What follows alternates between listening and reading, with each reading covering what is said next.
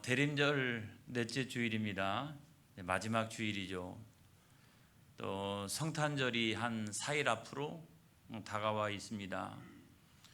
아기 예수님의 은총이 여러분에게 임하시기를 주님의 이름으로 축복합니다. 한 아기가 이 세상에 태어난다라고 하는 것은 이제 그 부모에게 있어서는 창조의 신비를 경험하는 일이 됩니다. 둘만 살다가 새 생명이 태어났잖아요.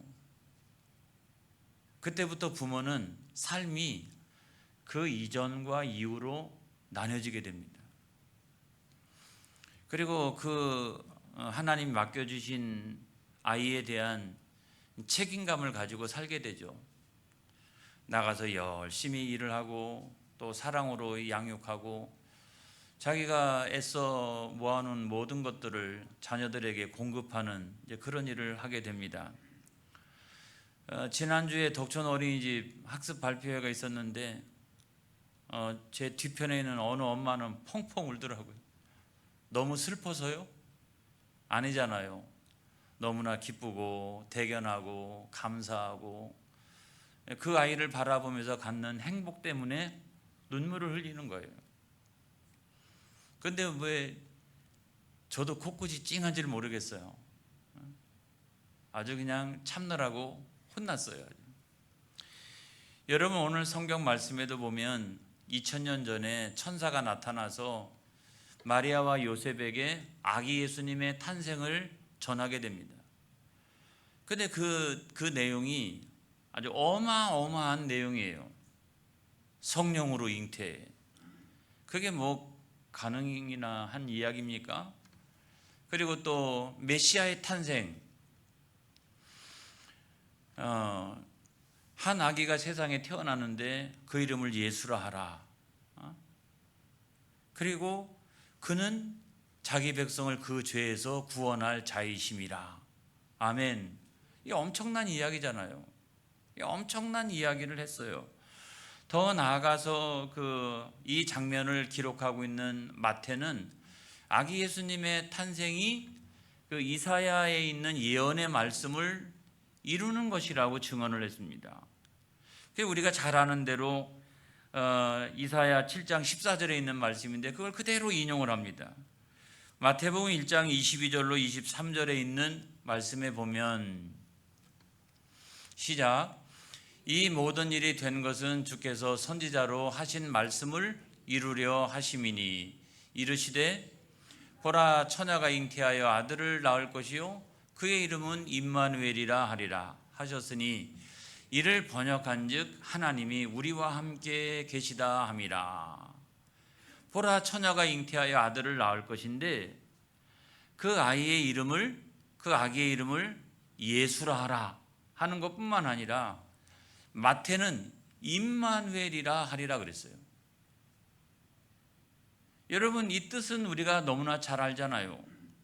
하나님이 우리와 함께 계시다 이런 뜻인데 하나님이 뭐 예전에 계셨다 이런 것도 아니고 앞으로 계실 것이다 이런 것도 아니고 뿐만 아니라 아무튼 하나님이 함께 계신다라고 하는 사실을 믿어라 이런 것도 아니고 아기 예수님의 탄생 그 자체가 하나님이 우리와 함께 계시다 이런 현존을 나타내는 거라는 거예요. 여러분, 그때 이후로 아무튼 그 이전부터 오늘날에도 성령으로 예수님은 우리와 함께 계신다는 사실을 믿으시기를 바랍니다. 할렐루야. 그래서 그거를 상징적으로 보여주는 사건이 뭐냐면 하나님이 육신을 입고 세상에 아기 예수님의 모습으로 탄생한 이 사건인 거예요. 할렐루야. 여러분, 이 임마누엘 아기 예수님의 탄생은 어떤 의미를 가지게 되느냐 하는 걸 생각할 때에 첫 번째로 보면 이런 거죠. 아기 예수님은 낮고 천한 평범한 사람들에게 큰 소망이 되신다. 예수님은 본질에 있어서 하나님 자신이시잖아요. 그런데 세상에 오실 때는 가장 낮고 천한 모습으로 가장 평범한 모습으로 이 땅에 오셨어요. 그래서 이 베들레헴 말 구유에 이렇게 태어나셨는데 그 모습을 보면 어떻습니까, 여러분? 그냥 배가 고프면 젖을 달라고 우는 그런 아기의 모습이잖아요. 거기에 무슨 뭐 엄청난 특별함이 있습니까, 여러분? 아니잖아요. 그런데 고작 인생을 33년을 사셨는데도 불구하고 인류의 구원자가 되시고, 할렐루야, 자기 백성을 구원하시는 구원자가 되셨도다. 이거 엄청난 생애 아니겠습니까, 여러분? 1928년에 그 성탄절이 다가오는 어느 날에 미국의 캔자스 시티의 어느 교회에 허름한 옷을 입은 청년이 방문을 했습니다. 그는 예배 시간 내내 울기만 했어요. 나중에 목사님이 너무나 궁금해가지고 그 청년을 목양실로 불렀습니다. 그리고 그 사정을 들었습니다. 그랬더니 그는 19살에 이제 그 만화를 그리기 시작을 했는데 어디에서도 인정을 못 받는 거예요. 또 회사에서도 관심을 안 갖고 여기저기 지내다가 나중에는 캔자스 시티에 와가지고 이제 지냈는데 거기서도 마찬가지예요. 아무도 자기를 주목하는 사람이 없었어요. 회사에 취직할 수도 없었어요. 그러다가 기차역 같은 데서 이렇게 기거하면서 지내고 배를 고른 날이 뭐 숱하고 그렇게 지내다가 아무튼 자기는 만화를 그리는 사람, 자기는 그 그림을 그리는 사람으로 소개를 하면서 어디 일자리를 구하다가 그날 예배에 참석을 한 거예요. 목사님은 딱하다고 생각을 해가지고 이 청년에게 교회 창고가 비었으니까 그 교회 창고를 깨끗하게 청소하고 거기서 지내고 또 교회에 머물고 있으니까 교회 청소도 좀 가끔 하고 이러면서 그림 공부에 매진해라, 그렇게 이야기를 했습니다. 그런데 그 창고에서 지내다가 아주 특별한 그 친구들을 만나게 됩니다. 아주 뜻밖의 친구들을 만나게 됩니다. 그 창고 안에 살던 쥐들이었어요. 그래서 그 쥐들이 처음에는 자기를 멀리하더니 나중에 먹을 것을 조금씩 나눠주기 시작하니까 자기 주변에 와가지고 이렇게 친구처럼 이렇게 지내는 거예요. 그러면서 그 쥐들이 어떻게 그 행동을 하는지를 잘 관찰하는 그런 계기가 되었고 또 그거를 자기 만화에 옮기기 시작했습니다. 여러분, 우리가 그분의 이야기를 잘 알고 있죠. 그분은 월트 디즈니였어요. 그리고 이분이 쓴 만화에 아주 단골로 등장하는 그 쥐는 미키 마우스가 된 거죠. 그래가지고 아주 그냥 상징적인 거 아니겠습니까? 아주 상징적인 거예요. 목사님은 그에게 항상 이와 같이 이야기를 했습니다. 낙심하거나 절망하지 말아라. 하나님은 이 쥐들을 사랑하신다. 그런데 하물며 너를 더 사랑하신다.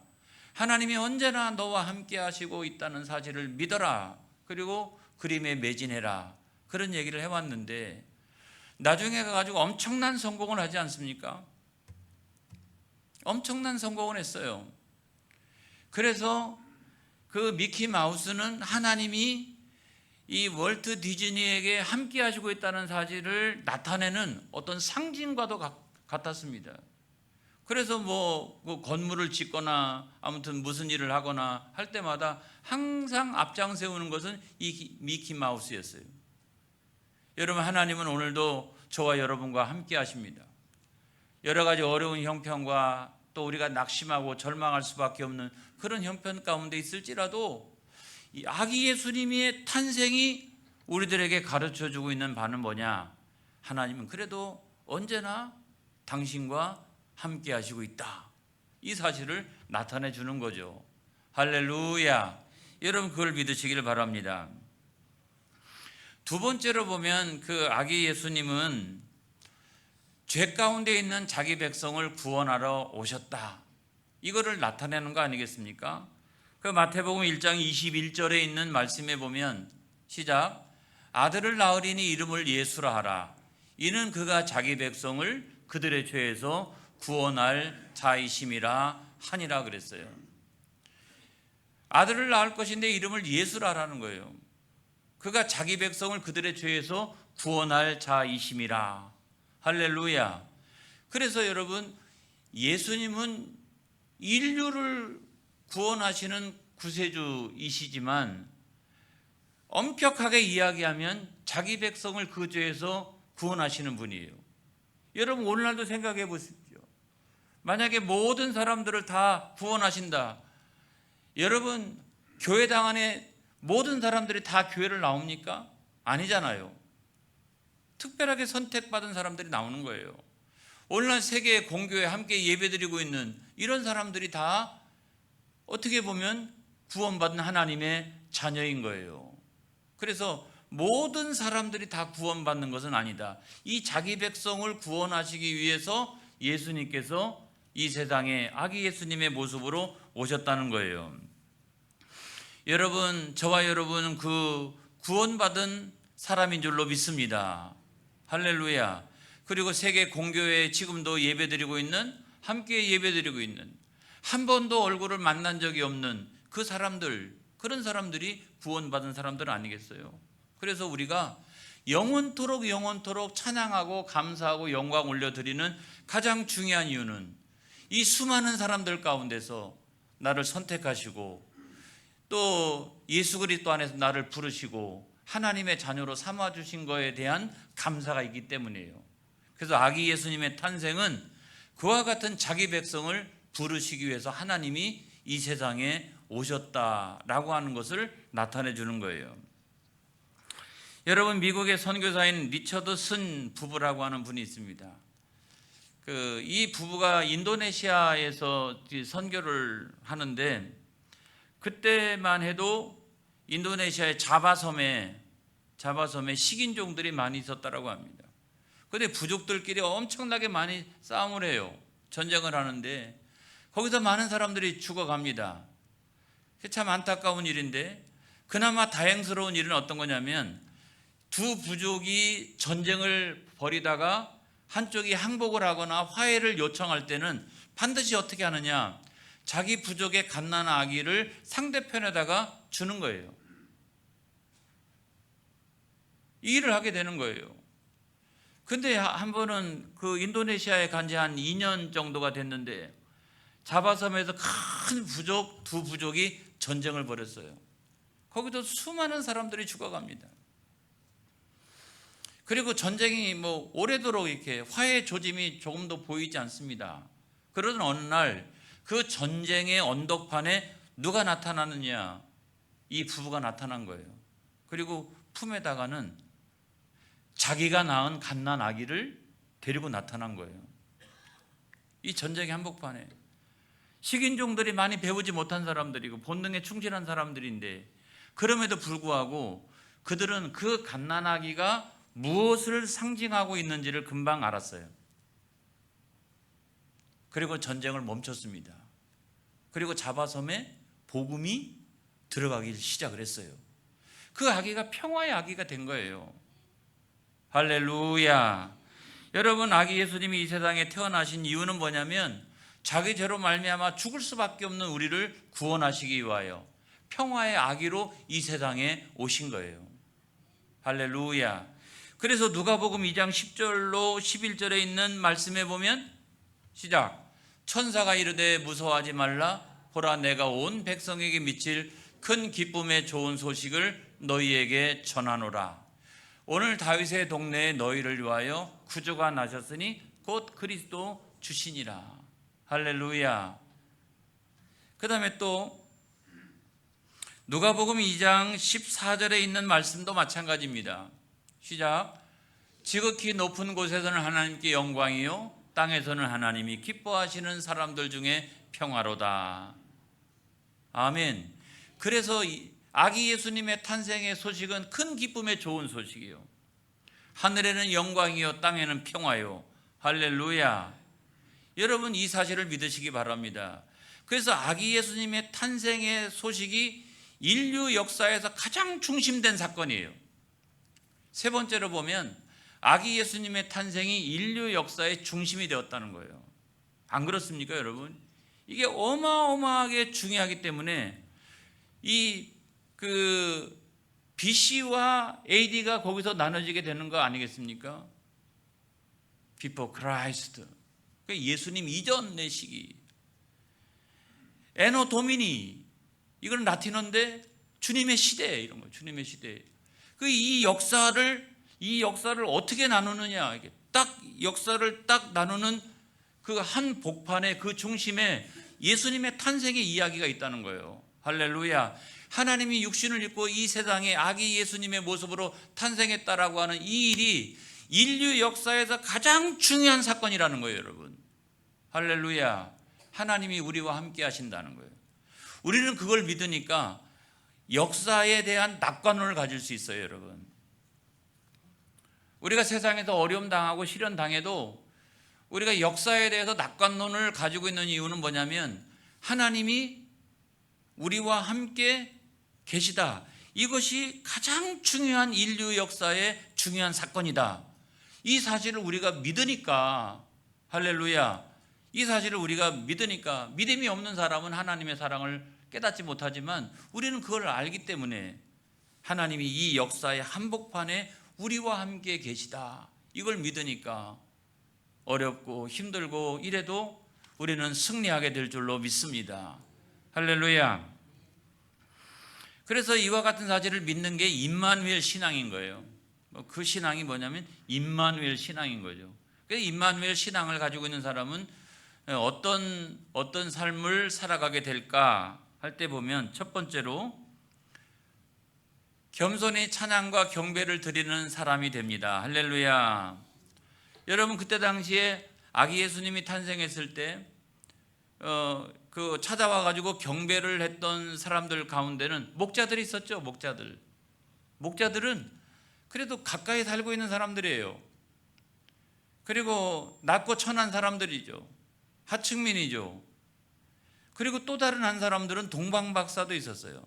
그들은 많이 배운 사람들이고 또 많이 배운 사람들인 것뿐만 아니라 귀족들이고 또 멀리서 온 사람들이에요. 어디서 왔느냐? 그 동방은 바벨론 지역. 그러니까 위도로 생각해 보면 우리나라와 큰 차이 없어요. 저 위에서 그 바벨론에서부터 이렇게 출발해 가지고 이렇게 내려오기 시작을 했는데 여러분 그때가 12월 달로 생각해 보면 이쪽 밑에 쪽은 날씨가 좋지만은 위에는 그 추위 가운데 온 거예요. 사막을 지나고 광야를 지나가지고 그 추위 가운데 이들이 여기까지 황금과 위약과 모략을 들고서 이들이 거기까지 이렇게 찾아온 것이다 이런 말이에요. 제가 드리고 싶은 핵심은 뭐냐면 가난하냐 부자냐 권력 있느냐 없느냐 문제도 아니고 가까이 사느냐 멀리 사느냐 이것도 여러분 중요하지 않습니다. 가장 중요한 것은 그게 아니라 임마누엘 신앙을 가지고 있느냐라고 하는 것이 가장 중요한 거예요. 하나님이 그리스도 예수를 통해서 세상 가운데 오셨다라고 하는 사실을 믿는 이 믿음이 가장 중요한 것이지 교회 근처 가까이 산다라고 해서 믿음이 좋은 것도 아니요. 또 멀리 산다라고 해서 믿음이 없는 것도 아니요. 부자로 산다고 해서 세상만 그냥 연락을 즐기고 살아가는 것도 아니요. 가난하다라고 해서 무조건 예수님 찾는 것도 아니요. 지식이 많다라고 해서 그 지식 갖고 예수님 찾는 것도 아니요. 여러분 그래서 가장 중요한 것은 그 임마누엘 신앙을 갖는 일이 중요하다는 거예요. 할렐루야. 여러분 이거를 믿으시기 바랍니다. 그 다음에 우리가 두 번째로 보면 평화의 사람이 되는 거죠. 전쟁이 아니라. 당시에는 팍스 로마나 이래가지고 아무튼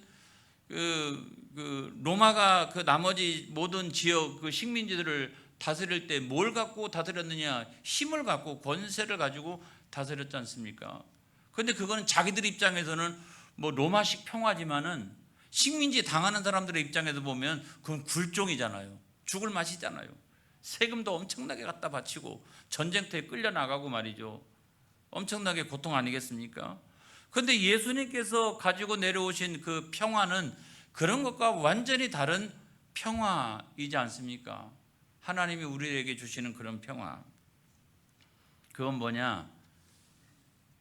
오늘도 하나님이 나와 함께 계시다. 할렐루야. 나의 과거와 현재와 미래도 언제나 나와 함께 계시다. 그래서 내가 세상에서 비방을 받든지 공격을 당하든지 그럼에도 불구하고 내가 여전히 평화의 태도를 견지하는 이유는 다른 것이 아닙니다, 여러분. 하나님이 나와 함께 하시고 있기 때문에 그런 거예요. 할렐루야. 가서 막 그렇게 하지 않는 이유는 딱 한 가지예요. 하나님이 여전히 우리와 함께 계시다. 이걸 믿는 거예요. 그걸 믿는 사람이 여러분 이 평화의 사람인 거예요. 자, 맨 마지막을 보면 세 번째로는 구원의 예수님을 전파하는 사람이죠. 자, 목자들 얘기죠. 목자들은 아무튼 천사의 말을 듣고 가가지고 예수님 만났잖아요. 그리고 경배를 했잖아요. 그러고 난 다음에 어떻게 했습니까? 동네방네 자기들이 다니는 모든 곳곳마다 아기 예수님의 탄생, 이 메시아의 탄생 이야기를 그냥 온 세상에 전하는 그런 사람들이 되었다라고 하면 여러분, 아기 예수님의 탄생이 그토록 중요한 역사적인 사건이요, 나를 구원한 사건이라고 하면 오늘도 여러분 성탄 한 절이 얼마 남지 않았습니다. 그래서 나가서 아기 예수님의 탄생의 소식을 온 세상에 전하는 저와 여러분이 되어지기를 주님의 이름으로 축복합니다. 할렐루야. 기도하겠습니다.